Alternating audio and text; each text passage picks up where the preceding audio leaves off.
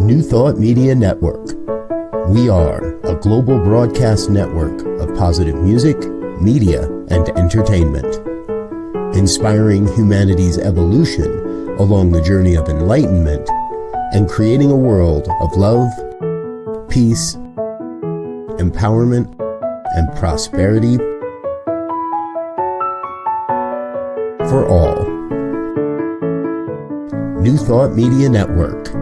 Positively inspiring.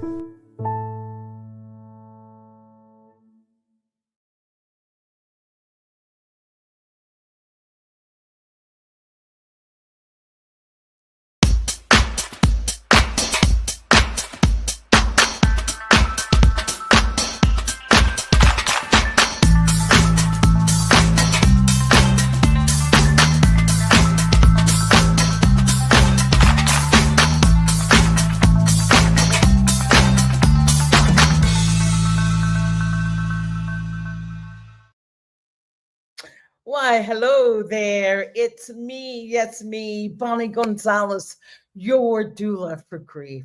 So, good afternoon, good morning, good whatever time you're watching. And I hope this program is finding you in just the best possible mental state during our crazy times. And that's why I'm here. I am here to help. I am here to be with you during difficult times and even during, times of joy and elation, because grief doesn't take a holiday. Grief doesn't take a rest. Our grief is always with us in some shape, form, or fashion, which we will talk about in just a few minutes. But first, let me introduce myself. I am Bonnie Gonzalez, and I am a grief coach. I am a certified grief educator, registered nurse, religious science practitioner, and a licensed soul collage facilitator. And my most favorite thing of being, and my most important thing to be, is a human being right here on the planet with you during these auspicious times that we're moving through together. So with that said, I just want you to make the next 45 minutes or so about you and for you. So why don't you just grab a cup of coffee, cup of tea, glass of wine, water, whatever allows you to feel relaxed and connected. And let's just really delve into this conversation of grief together. So many people ask me about grief and like, oh gosh, Bonnie, how can you enjoy talking about grief? It's so sad, it's so depressing. It's like I don't find that to be a truth. I just feel that we are, as a society, grief illiterate. We just don't know how to explain or express our grief. Not to beat anyone up about anything, not to make you feel guilty about anything, but just an awareness that we're not taught how to grieve. Just think about the word grief. When you think about the word grief, what comes to mind? And better yet, who taught you how to grieve? Who taught you what's involved in grief and grieving? And so I just want to say this, that if you're thinking that grief is because someone died, it's like, yes, that's a truth, but that is only the tip of the proverbial iceberg. Grief is caused by loss, and we suffer a myriad of losses in our lives. Sure, death, as I always say, is the biggest hole that you'll ever have blown through your heart, ever, ever. But there are losses that leave you just as confused and upset. And we can have loss of a friendship. What about loss? How about a divorce? Loss of a job, you're fired. How about loss of a home? How about the loss of a hope and dream? All those are the losses. And then loss in turn puts us into grief. And grief is what we feel. That is that sadness, that numbness, that anger, that confusion. That is grief. So grief just catapults us into the loss catapults us into the arms of grief. I always say, if you can feel it, you can heal it. If you're grieving, know that this is the best time to start to heal from whatever that loss is that has your attention. And if we can fall into the arms of grief, we can heal, because that is grief's superpower. Its superpower is to heal us. I love Bell Hooks, who says we can't heal in isolation. And that is so true of grief, that grief needs to be talked about. Grief needs to be shared, and grief needs to be heard. And I see we have a Raymond Anderson joining us. So welcome. Thank you. I hope you have your cup of whatever it is that you need to have with you to fully engage you in this time. So with that said, I've talked a lot about what grief is. So now that we understand that grief is just caused by loss, then we can start to embrace those emotions that come up with the grief. And that can be, as I said, anger, confusion, numbness. Some people even find joy. So whatever comes up, know that that is your way of grieving. There's no right, there's no wrong. There is nothing that is out of the ordinary in your grief. Your grief is unique and personal. And so with all that said about grief, the theme today is rest. Yes, rest. And you might say, well, what is that about? The reason I say rest is because, did you know that when we are in a state of grief and grieving, especially that initial shock in receiving the news, do you know that 10% of our brain is being actually used to process this grief, to process this change that has happened in your life? And that is why so many people will say, oh, I've just got this brain fog. I feel so numb. I can't even express what it is that I'm feeling. It is because the brain is trying to make sense of the loss, trying to arrange our lives in a way that it adjusts to what that loss is and how our life will change and what's going to happen or what needs to happen, kind of to prepare us for the next steps that we'll be taking in our lives. So rest is just absolutely, absolutely vital.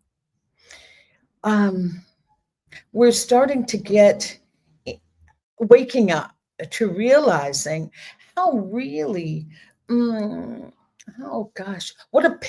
a fast pace we're living our lives, and how we really don't leave space around activities, leaving space in our lives. There isn't one person that I don't talk to that says, oh, I am so busy. I am so busy doing this. I'm so busy doing that. I don't care where you are and what time of the year. Initially, I was going to say, oh, I think the holiday times are very busy.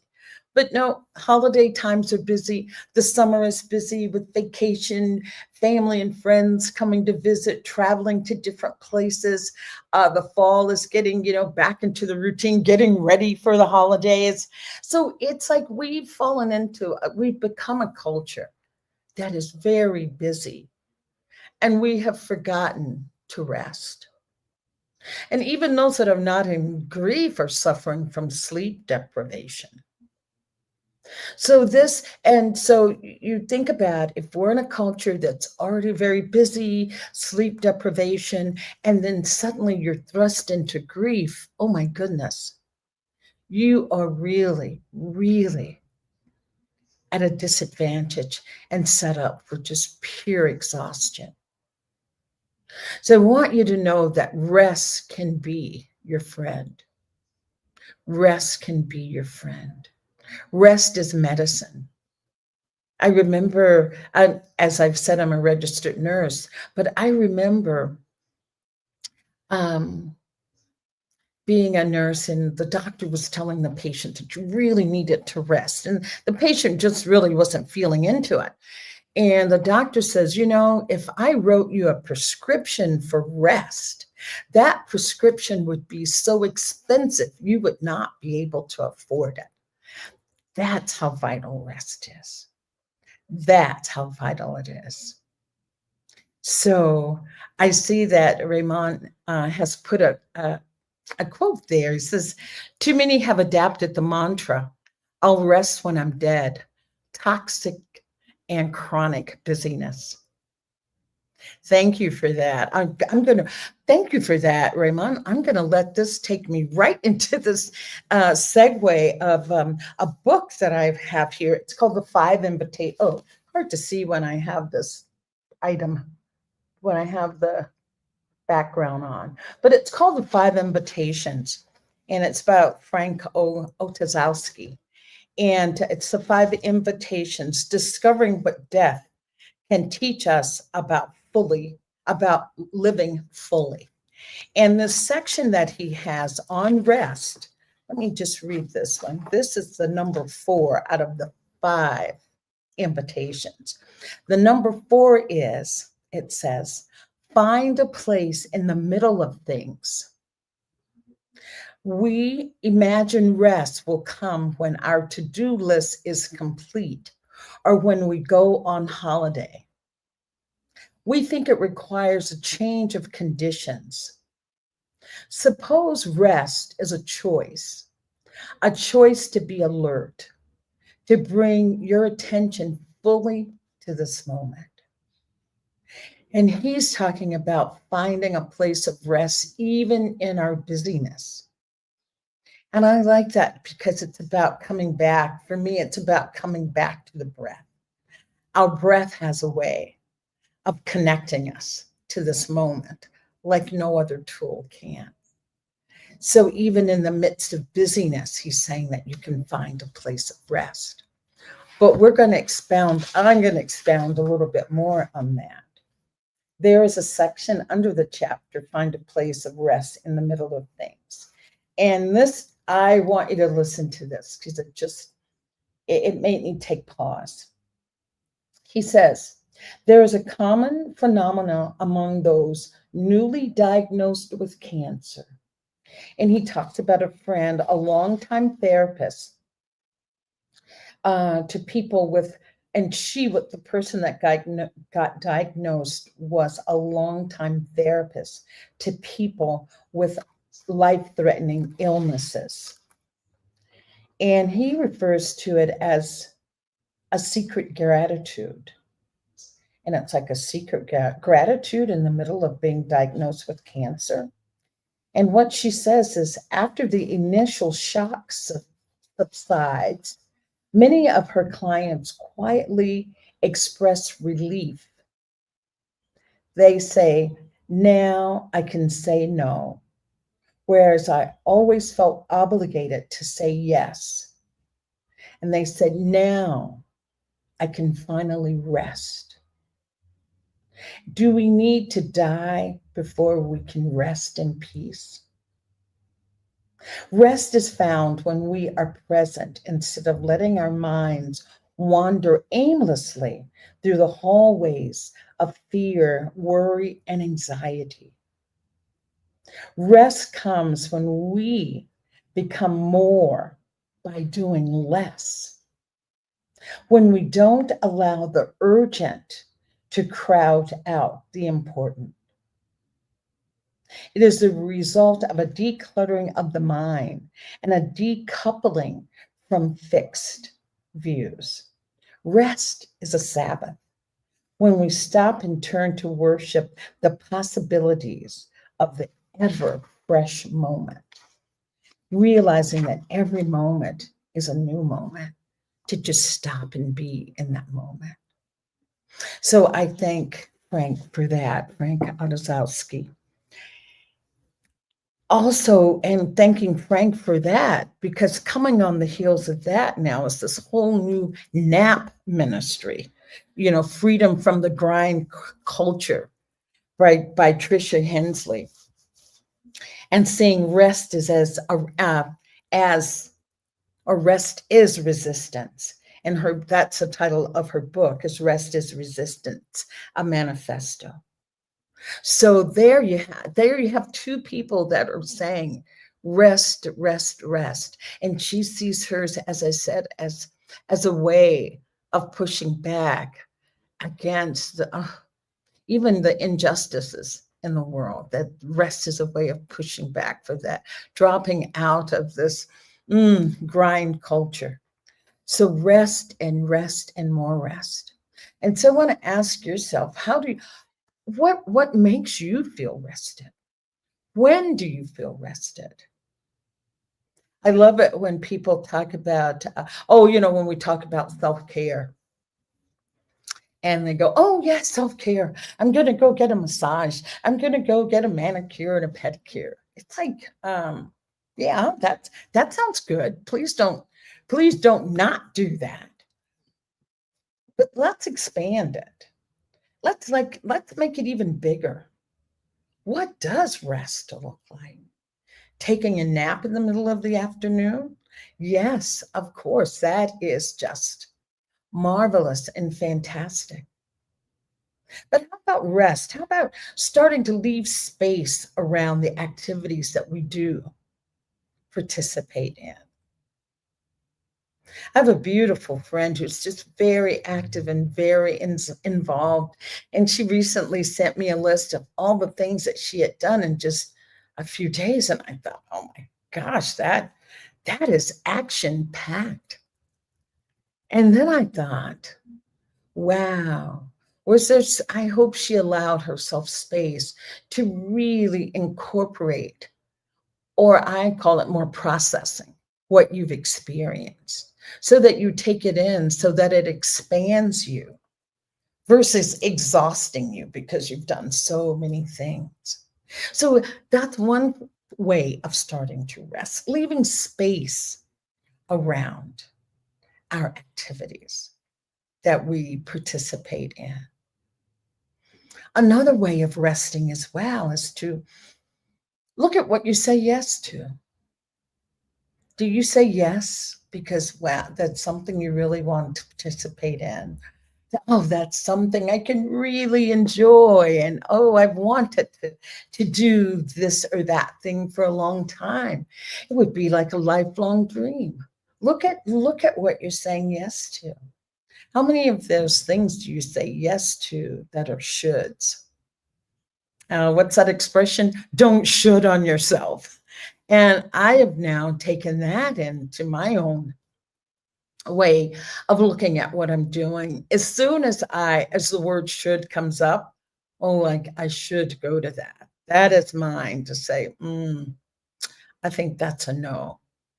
I am looking at where I'm saying what it is that I'm saying yes to. Not of yes, I should be doing that. Or yes, I want to do that.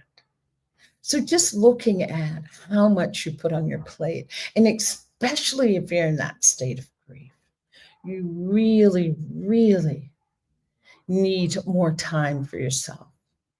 More time for yourself so that, as I said, you can process the grief that is there, the grief that is asking you the question. That's what I feel one of the gifts of grief is. It gets you to that place of asking, what do I really want? What could make me feel better in this time?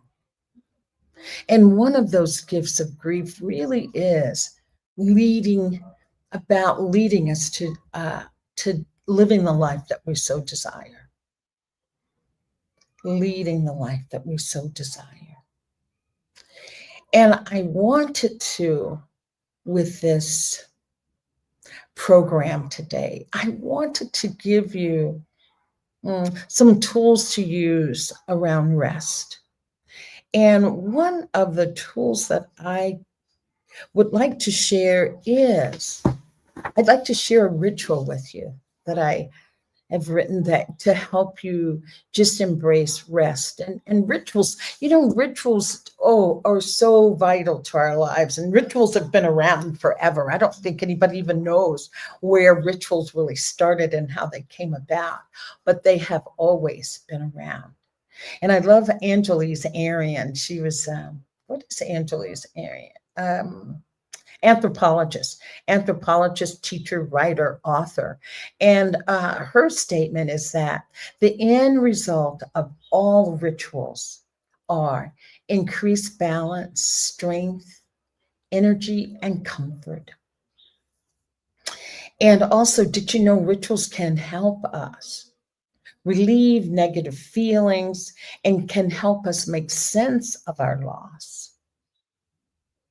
Because rituals have a way of returning us to our natural state of calm and confident.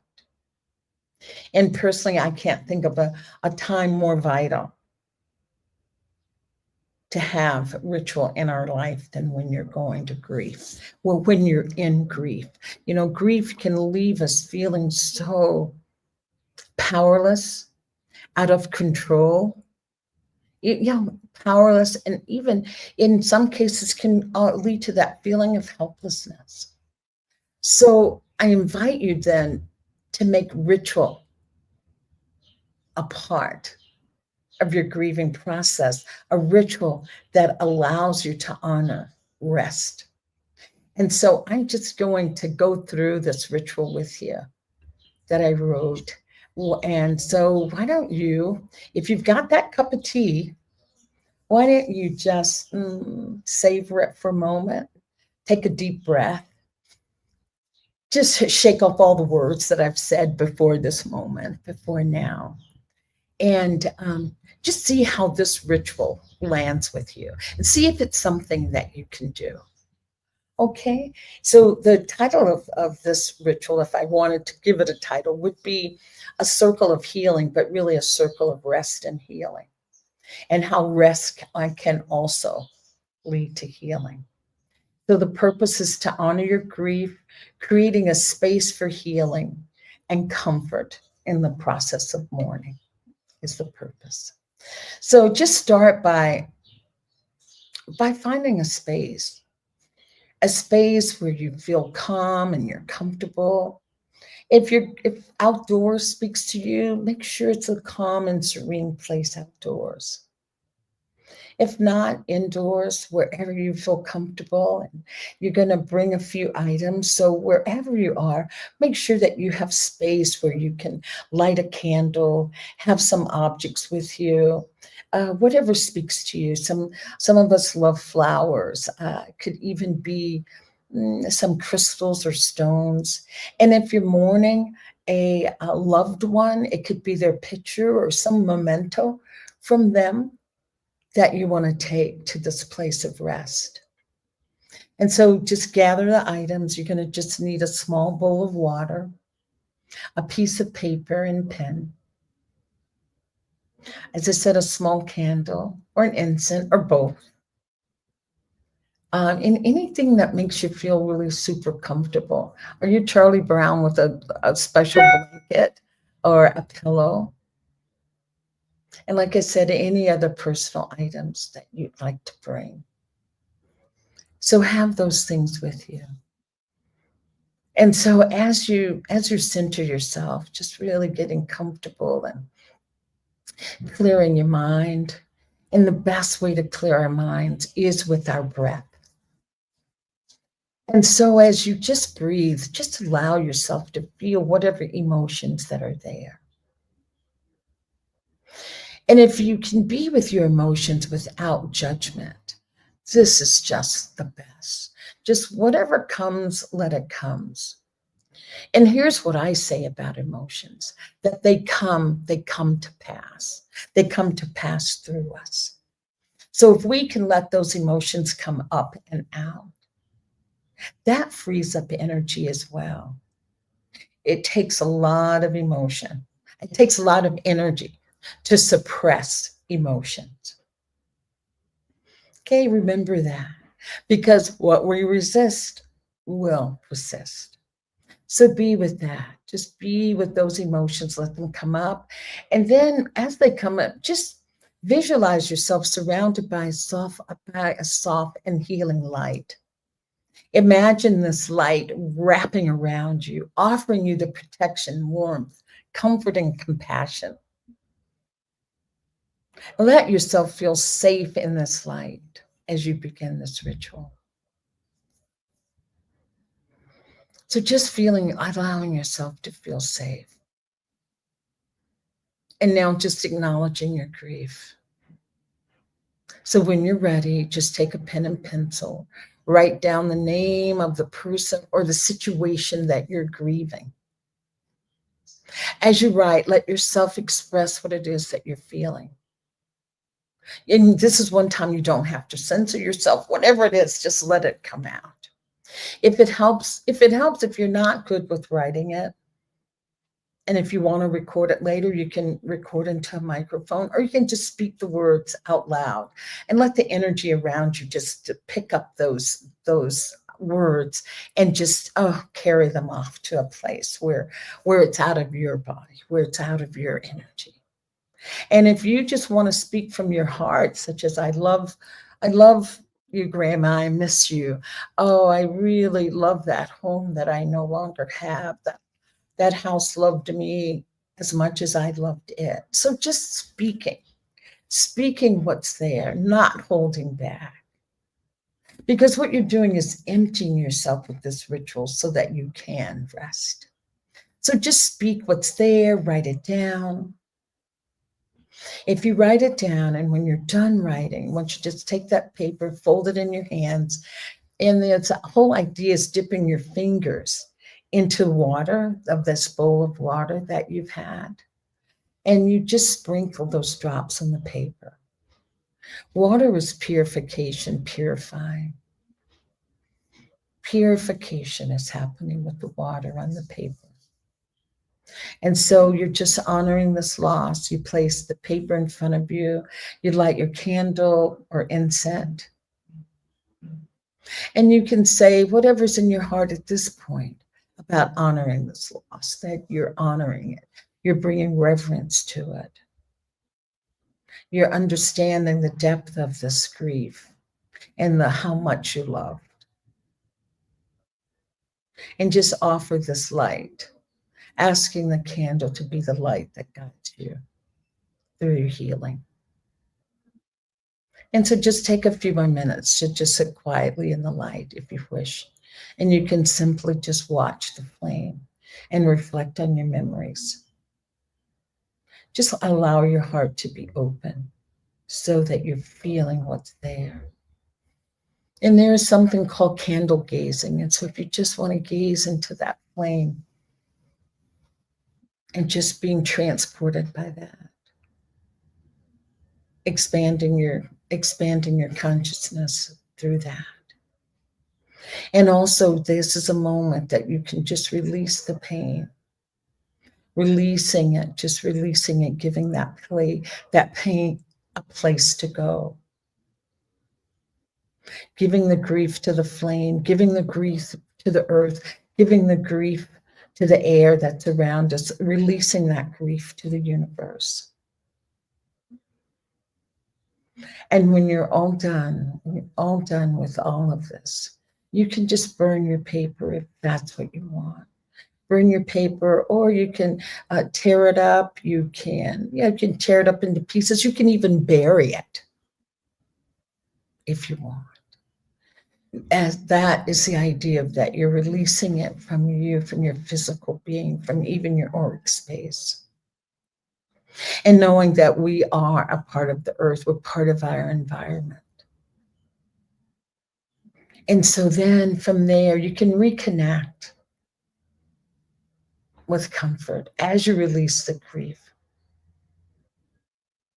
Place your hand on your heart. Feel the warmth of your hands on your heart and just feel your own life force reminding us that, yes, we are alive right now in this human physical form. So just take another moment to feel, to just feel, to give yourself permission to rest in this feeling. Just rest in whatever is there. Is it comfort? Are you feeling soothed? Are you feeling nurtured? To just rest in that. Rest in that. And just say that you're allowing, that you're doing your best. And you're allowing grief. And you're allowing healing. And with that, you can just take a deep breath and bring this ritual to a close. All of the items that you've brought, you can collect them now from your space. And maybe later if you're outdoors, if you're back at home, if you're indoors, you can create a little altar to have these items on your altar to remind you of how you were able to rest and relieve and release your grief. And so just remember, afterwards, take good care of yourself. Go slow, go gentle, and have some self-compassion. Remember, healing from grief takes time. And rituals like this one can offer gentle ways to process your emotions while still holding the space for love and connection to remain. And if you'd like a copy of this ritual, just drop me an email. Email is at bonnie@yourdoulaforgrief.com. bonnie@yourdoulaforgrief.com. And I'll be more than happy to send you a copy of this ritual.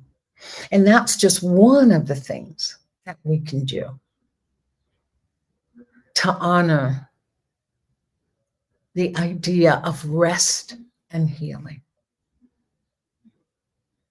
So just thank you for that. I'm just in a wonderful space from just having read that, after having read that to you. So with that, let's just, sit up again a little bit straighter, taking another deep breath in, just roll your shoulders back and just feel into the energy that ritual can bring to you. That is yours to have. Oh, great. And I have one more exercise for you, but this is a little bit more, maybe a little bit more interactive than my having read that ritual to you. I think you can maybe feel into these cards when I show them to you. Joe, do you want to show them the grief deck?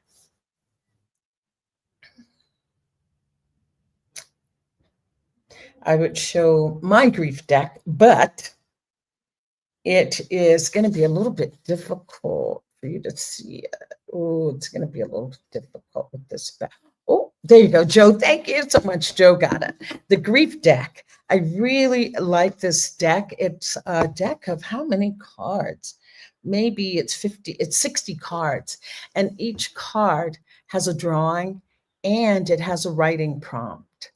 And so I thought, how appropriate is these cards. I used it last week and I'll probably use it in weeks to come.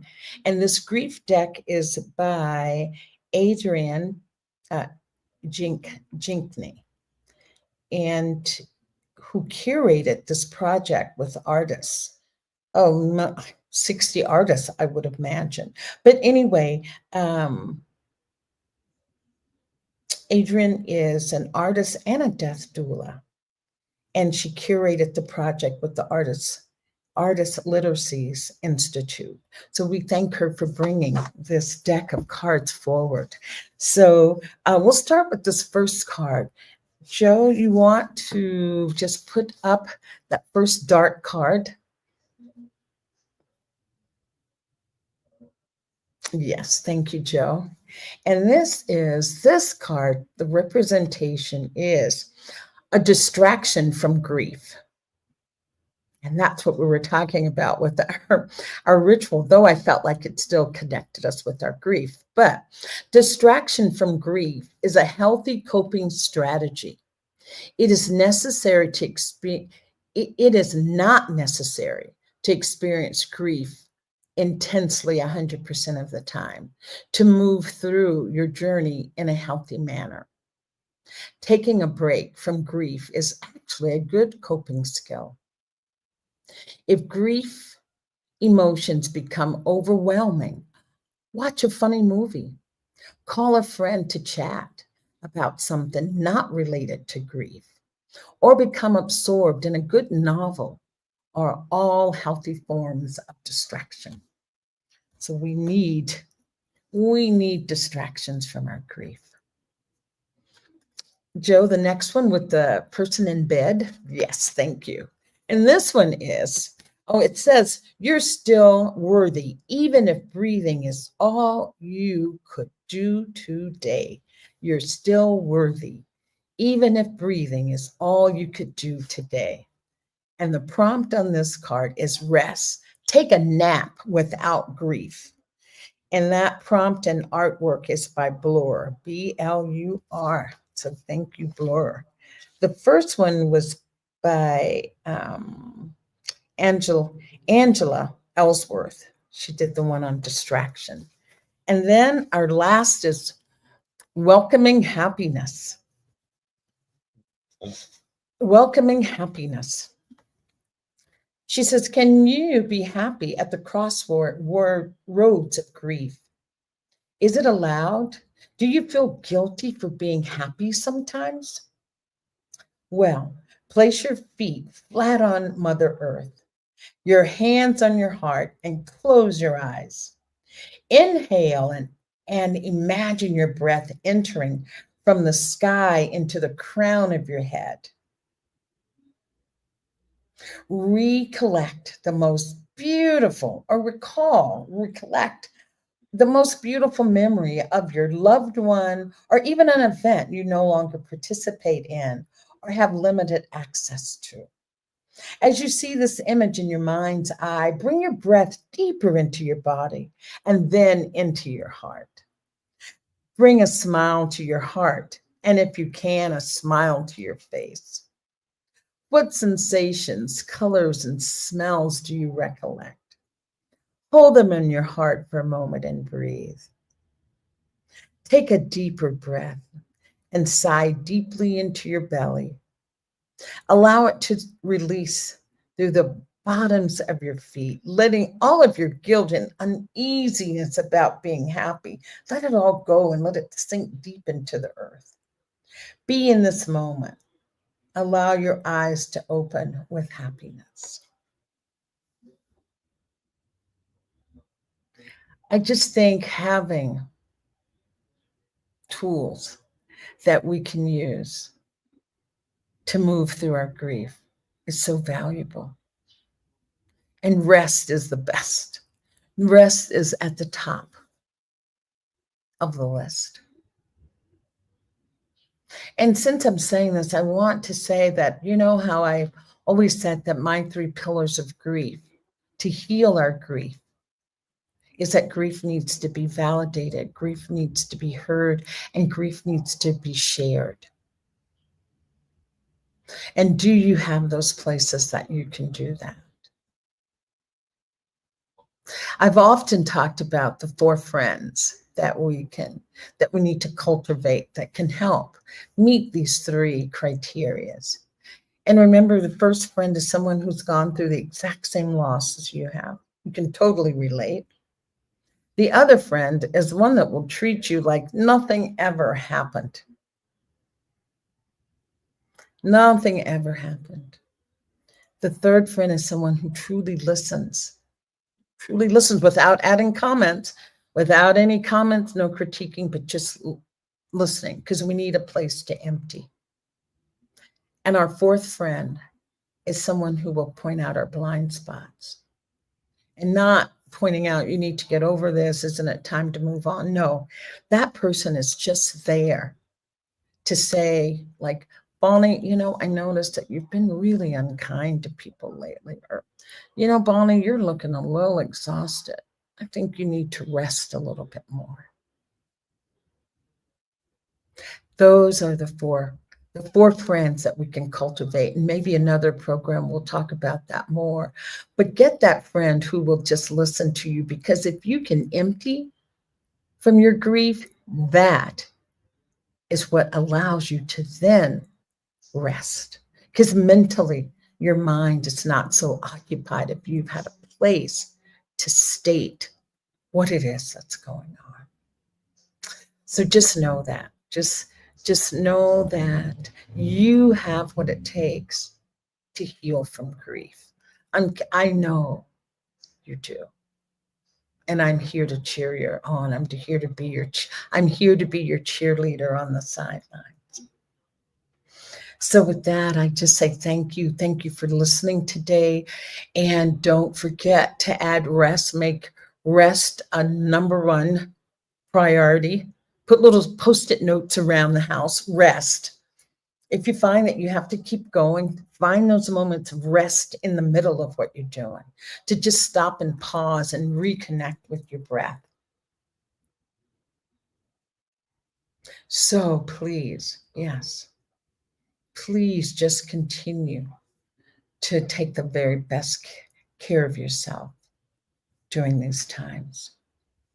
And I'm going to just put up one last flyer, Joe, and that's for you that are for all of my folks that are here in Mexico, down here in Ajijic, Chapala. There's going to be a Holy Longing project, and that's January 19th at 6 p.m. And it's just going to be right here very close to where I live, right here in Ajijic. So please come down. It's going to be a great night of music, comedy, theater, dance, and fire. And I'll be on the program to talk about how our sorrow can lead us to the sacred. So with that, I just say thank you for listening and watching today, and wishing each one of you the best. And my tagline is, don't do grief alone. Don't do grief alone. So I want you right now, or right after the show ends, I want you to go to the mirror. I want you to look in your own eyes, and I want you to ask yourself, what do I need right now? What do I need? And whatever comes up, please honor that. Please honor it.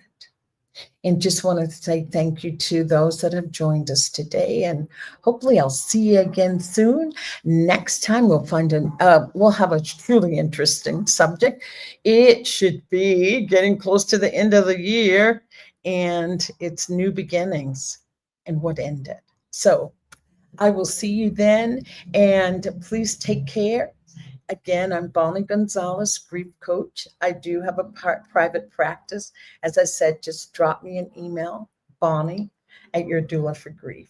Thank you, and enjoy, enjoy, enjoy. Until next time. Ciao. Namaste.